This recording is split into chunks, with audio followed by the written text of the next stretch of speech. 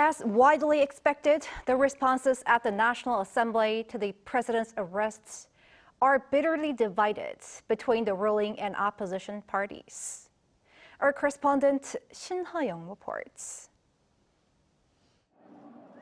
After President Yoon Suk Yeol was arrested on Wednesday morning, the rival political parties urgently convened meetings. The ruling People Power Party criticized investigators for executing a so-called unlawful arrest warrant, adding that the party would hold the CIO accountable for this. The CIO and police executed an unlawful warrant with a complicit judiciary.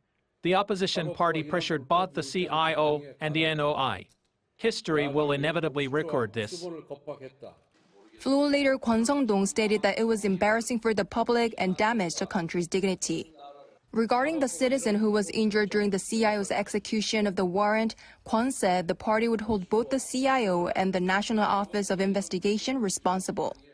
The PPP filed a complaint with the Seoul Central District Prosecutor's Office against Oh Dong-un, head of the CIO, and NOI chief Woo Jong-soo for abuse of power and unlawful arrest and detention. Ahead of Yoon's arrest, some PPP lawmakers gathered outside the presidential residence, and it was later confirmed that a few met with President Yoon inside. According to attendees, Yoon expressed doubts about continuing the remaining 2.5 years of his term, questioning its purpose under the current circumstances.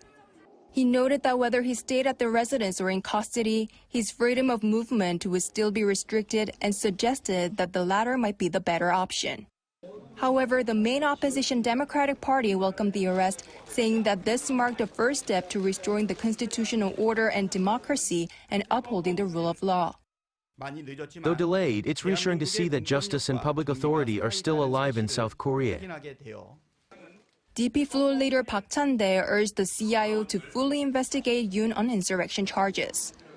The DP also pressured the PPP to address a bill for a special investigation into President Yoon's short-lived imposition of martial law. Meanwhile, National Assembly Speaker Woo Won-sik expressed relief on Wednesday that the arrest warrant was executed without clashes. Woo said that with the president's arrest, efforts should now be focused on stabilizing current state affairs and improving the people's livelihoods. Woo also expressed his commitment to advancing a bill for a special investigation into President Yoon's brief imposition of martial law. Shin Ha-young, Arirang News.